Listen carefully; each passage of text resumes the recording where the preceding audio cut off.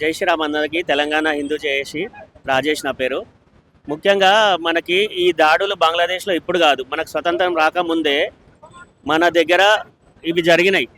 ఒకటి Kolkata direct action అని, అంతకుముందు కేరళలో కూడా జరిగింది. ఇది జరిగిన తర్వాత మనకు పార్టీషన్ అయింది.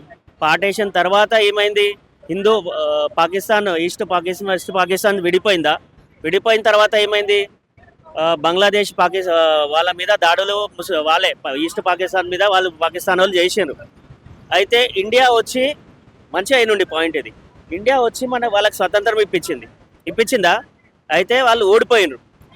వీళ్ళు పాకిస్తాన్ వాళ్ళు ఏం చేశారు, ఇండియాని మనం డైరెక్ట్గా గెలవలేము, బంగ్లాదేశ్ని మన ఇలా గ్రిప్లో పెట్టుకోవాలంటే ఏం చేయాలి, బంగ్లాదేశ్లని వాళ్ళ గ్రిప్లో పెట్టుకోవాలంటే వీళ్ళది ఒకటే బుక్, అది తెలుసు కదా ఈ బుక్. ఆ బుక్ మదర్సాలు స్టార్ట్ చేశారు.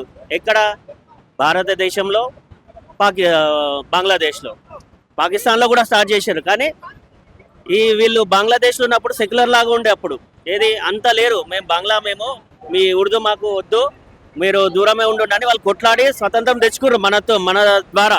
తెచ్చుకున్నప్పుడు ఏమైంది, ఇప్పటి వరకు వాళ్ళు డైరెక్ట్గా గెలవలేరు బంగ్లాదేశ్. వాళ్ళు ఏం చేసిండ్రు, మదర్సాలను పెట్టి ముల్లాలను పాకిస్తాన్ నుండి పంపించి వాళ్ళని రెచ్చగొట్టి ఇప్పుడు బంగ్లాదేశ్లో ఏమవుతుంది, కట్టర్ ముల్లాలు ఉంటారు.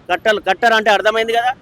అది బంగ్లాదేశ్ పాకిస్తాన్లోనే కాదు, ఇండియాలో కూడా మదర్సాలలో ఉన్నాయి. మన ప్రపంచంలోనే అత్యధికంగా ముస్లిం జనాభా పెరిగింది ముల్లాల ద్వారా.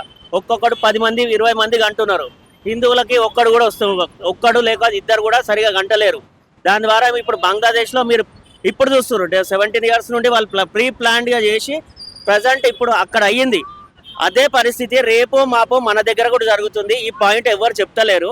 మీకు అర్థమైందా ఇది అసలు మన కారణం ఏంది అనేది? ఇది ముల్లాలను పెట్టి మదర్సాలను పెట్టి రెచ్చగొట్టి వాళ్ళు ఆమె షేక్ హసీనానే తత్తాపలట్ అంటారు, ప్రభుత్వాన్ని ఉల్టా పరదొబ్బేసి ఆమె పారిపోయేటట్లు చేసిండ్రు. ఎవరు, ఈ ముల్లాలు.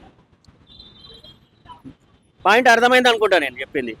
ఇది రేపు మాప ఇక్కడ ఇంకోటి నాకు ఇన్ఫర్మేషన్ ఏంటంటే, ఓల్డ్ సిటీలో బంకర్లు కూడా రెడీ చేసుకొని ఆయుధాలు పెట్టుకున్నారు. మన దగ్గర హైదరాబాద్, తెలంగాణలో ఓల్డ్ సిటీలో ముస్లిం ఏరియాలలో ఎవడు పోలీసు వాళ్ళు కూడా పోలేరు, ఈవెన్ సెక్యూరిటీ వాళ్ళు కూడా పోలేరు. అక్కడ బంకర్స్ తయారు చేసుకొని ఆయుధాలు పెట్టుకొని ఉన్నారు. మన దగ్గర కూడా రేపు మాపు, ఈ రోజు కాకపోతే రేపు అవ్వడం 100%. ఎందుకంటే ఈ రోజు కొత్త కాదు, ఆల్రెడీ మనకు చాలాసార్లు ఇట్లాంటివి జరిగినాయి. అయినా హిందువులు మేల్కుంటలేరు. ఇప్పుడు చూసిర్రా, హిందువులకు జరుగుతున్న కొంచెం కూడా సాటి హిందువే సానుభూతి తెలపనికే ఇంకా నిద్రపోతు సండి అని పడుకొని ఉన్నారు. ఇది మన పరిస్థితి. రేపు మాపు మన దగ్గర కూడా ఇది జరుగుతుంది. తక్షణమే వీళ్ళు మేల్కోలేకపోతే వాళ్ళ పనిగా మనం ఏం చేయలేము. హిందువులకి ఇక ఆ బ్రహ్మదేవుడు కూడా కాపాడలేరు. రేపు మాపు వాళ్ళు ఈరోజు రేపు ఇల్లు తగలబెడుతున్నారు. ఆడ ఇళ్ళకి వచ్చి తండ్రి ముందల డోర్ వేసేసి కళ్ళ ముందల రేప్ చేస్తున్నారు వాళ్ళు. సో ఆ పరిస్థితి మన దగ్గర రాక కాదు, మన దగ్గర ఆల్రెడీ జరుగుతున్నాయి. మొన్న మహారాష్ట్రలో సాధుల మీద జరిగినాయి, ఇక్కడ హైదరాబాద్లో జరగని చోటంటూ లేదు. అయినా కూడా మేల్కుంటలేరు.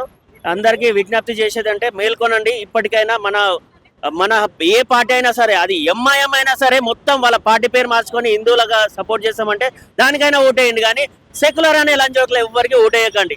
అది బీజేపీ కానీ కాంగ్రెస్ కానీ ఏ పార్టీ అయినా సరే వేసేయి.